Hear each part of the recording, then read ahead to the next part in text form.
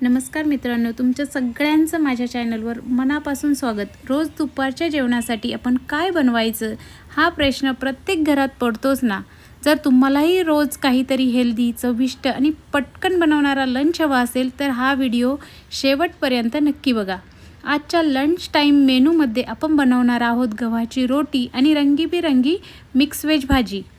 ही recipe केवळ चविष्ट नाही तर भरपूर भाज्यांमुळे पौष्टिक आहे. लहान मुलांपासून मोठ्यांपर्यंत सगळ्यांनाच आवडेल अशी ही साधी आणि घरगुती रेसिपी.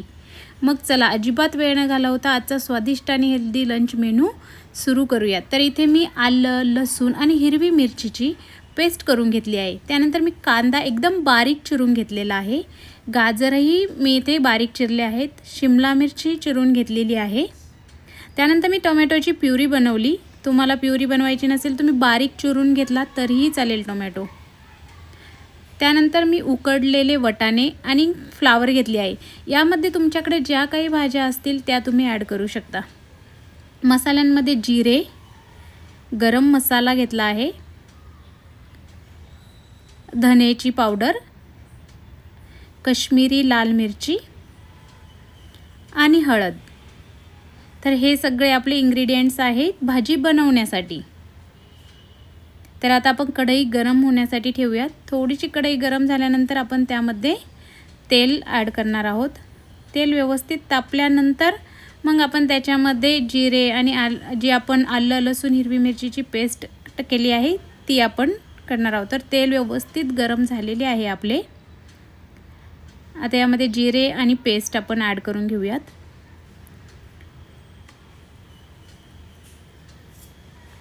तर हे व्यवस्थित आपल्याला परतून घ्यायचे आहे. जोपर्यंत लसणाचा जो एक स्मेल असतो तो जोपर्यंत कमी होत नाही तोपर्यंत आपण हे व्यवस्थित असे परतून घेणार आहोत. जास्त हाय फ्लेम पण नाही करायची आहे, थोडी मीडियमच फ्लेमवरती आपण करणार आहोत.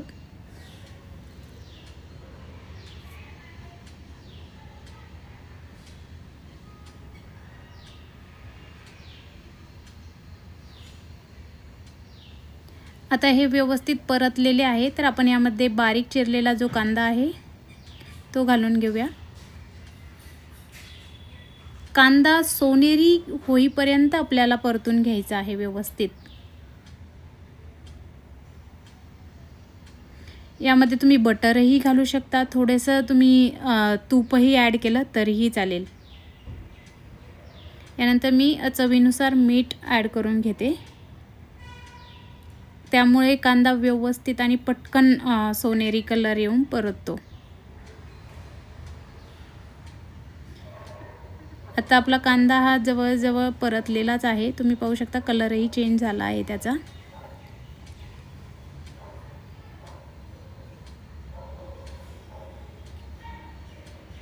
हलवत राहायचे, नाही तर मग ते खाली थोडंसं कढईला लागू शकतं कधी कधी जर हाय फ्लेम असेल तर. यानंतर आपण याच्यामध्ये ना धनेपूड ॲड करून घेणार आहोत.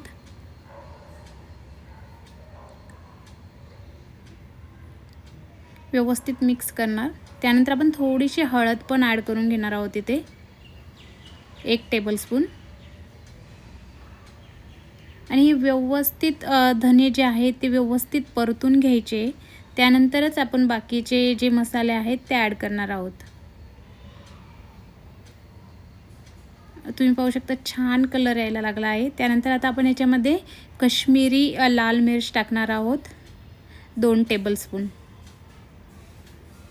त्यामुळे आपल्या भाजीला छान असा ग्रेव्हीचा लाल कलर येतो. त्यानंतर मी 1 टेबलस्पून गरम मसाला ॲड केला आहे आणि व्यवस्थित परतून घ्यायचे आपल्याला. हे मसाला छान परतल्यानंतर भाजी आपली खूप छान लागते. त्यानंतर जी टोमॅटोची प्युरी केली आहे ती ॲड करून घेणार आहोत आपण.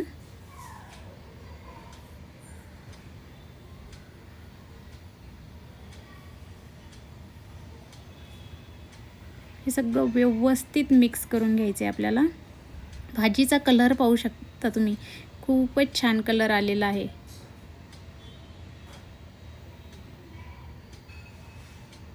अगदी धाबा स्टाईल आपली ही भाजी आज रेडी होणार आहे.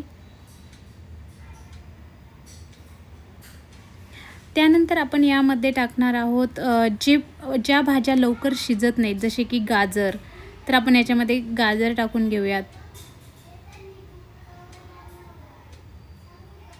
जी भाजी लवकर शिजणार नाही ना, ती आपण आधी ॲड करायची आहे. थोडीशी शिमला मिरची मी ॲड केली आहे आणि हे व्यवस्थित मिक्स करून घेऊया आपण याला.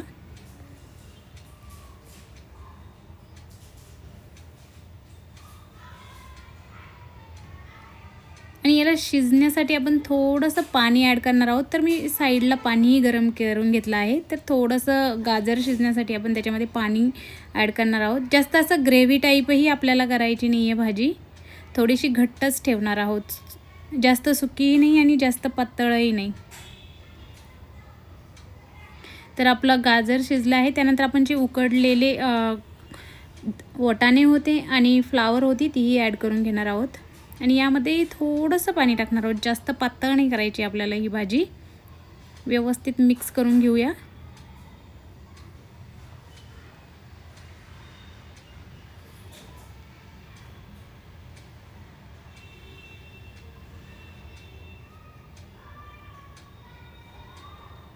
थोडंसं पाणी ॲड करणार आहे शिजण्यासाठी, बस, जास्त नाही.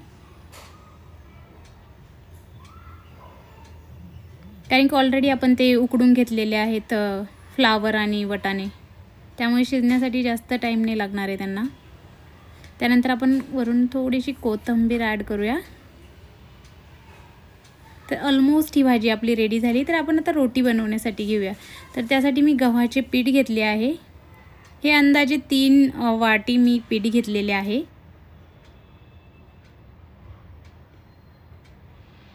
यामध्ये आपण टाकणार आहोत खाण्याचा सोडा,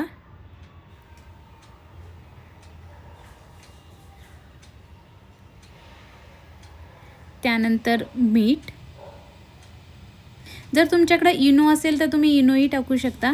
खाण्याचा सोडा नाही टाकला तरीही चालेल, बट इनो नव्हतं माझ्याकडे, त्यामुळे मी थोडासा खाण्याचा सोडा टाकलेला आहे. आणि त्यानंतर आपण याच्यामध्ये दही टाकणार आहोत. दही शक्यतो थोडं जास्तच टाकायचं यामध्ये.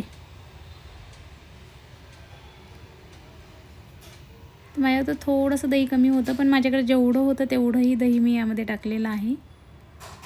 छोटी लहान 1 वाटी हे दही आहे.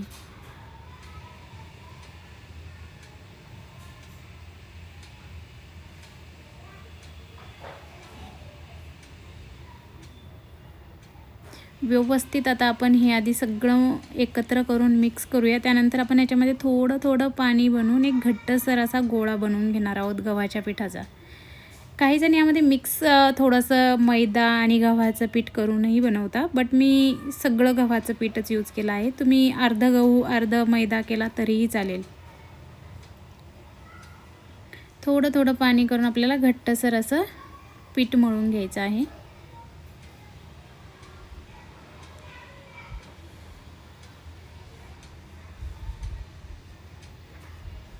तर आपलं घट्टसर पीठ मळून झालं आहे. याला आपण 15 मिनटं किंवा 1 तासासाठी रेस्ट द्यायची आहे. तर मी ते 15 ते 20 मिनटासाठी रेस्ट देणार आहे. जास्त पातळही नाही मळायचं आहे, थोडंसं घट्टसरच ठेवायचं आहे आपल्याला पीठ. व्यवस्थित ते मुरतं पीठ. नंतर तुम्ही पाहू शकता अशी जाळी तयार होते त्याच्यामध्ये. 15-20 मिनटंच मी याला रेस्ट दिली आहे. जास्त वेळ रेस्ट दिली तर अजून छान होईल. तर त्यानंतर आपण एक छोटासा गोळा घेतला आहे पिठाचा. थोडंसं आपण खाली चिटकू नये पोळपाटाला म्हणून आपण थोडंसं कोरडं पीठ घेतलं आहे गव्हाचं आणि आपण हे लाटून घेऊया. थोडंसं जाडसरच ठेवायची आपल्याला, चपातीसारखं पातळ नाही बनवायचं आहे. थोडंसं जाडसरच ठेवणार आहोत आपण. तर गोल कोणत्याही शेपमध्ये तुम्ही लाटली तरीही चालेल. व्यवस्थित अशी थोडीशी जाडसर आपण लाटून घेणार आहोत. त्यानंतर मी साईडला थोडंसं लसूण आणि कोथिंबीर बारीक चिरून घेतलेली आहे, ते आपण याच्यावरती स्प्रेड करून घेणार आहोत.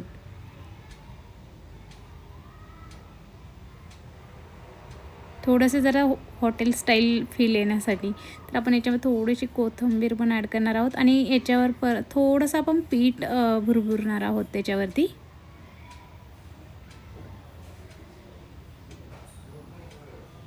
आणि परत एकदा आपण याला थोडंसं हलक्या हाताने प्रेस करून घेणार आहे, जेणेकरून ते त्या जी रोटी बनणार आहे त्याला थोडंसं चिटकून राहील ते.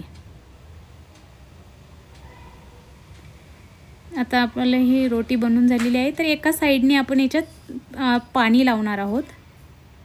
तर एका साईडने पूर्ण याला आपण पाणी लावून घ्यायचं आहे. तोपर्यंत आपला तवाही गरम होत आहे.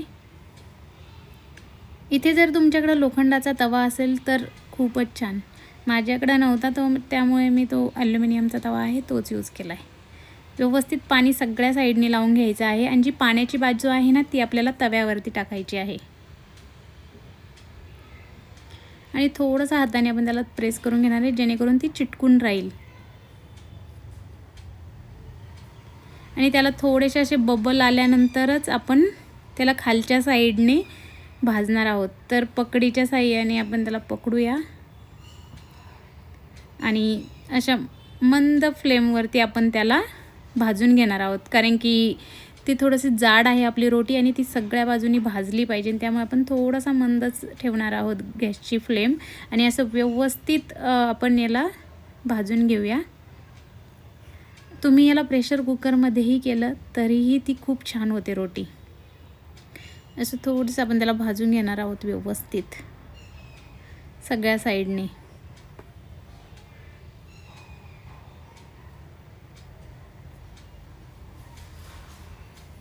नॉनस्टिकचा पॅन यूज करू नका, कारण त्यामध्ये जर आपण त्याला उलटा केला तर कधी कधी ती जी रोटी आहे ती नॉनस्टिकच्या पॅनवरून चिटकू शकते खाली. हे असे पॅन असेल तर ती चिटकून राहते. तर व्यवस्थित आपण भाजून घेतली आहे आपली रोटी. खूपच सुंदर असा टेक्स्चर तिला आलेला आहे. घरी आपण हॉटेल स्टाईलची रोटी बनवू शकतो आणि खूप इझी पण आहे बनवायला. खालूनही बघा तुम्ही व्यवस्थित सगळी भाजून झालेली आहे.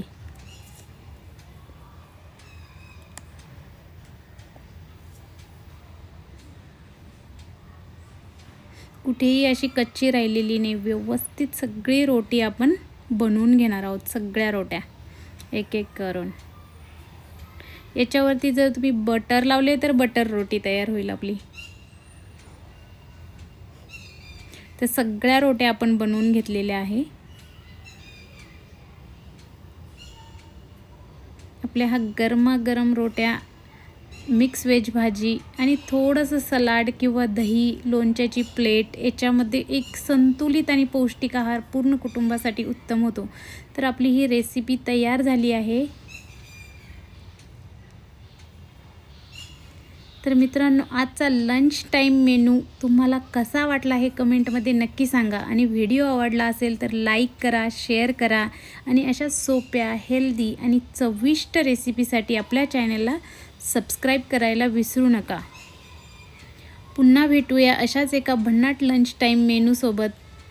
धन्यवाद.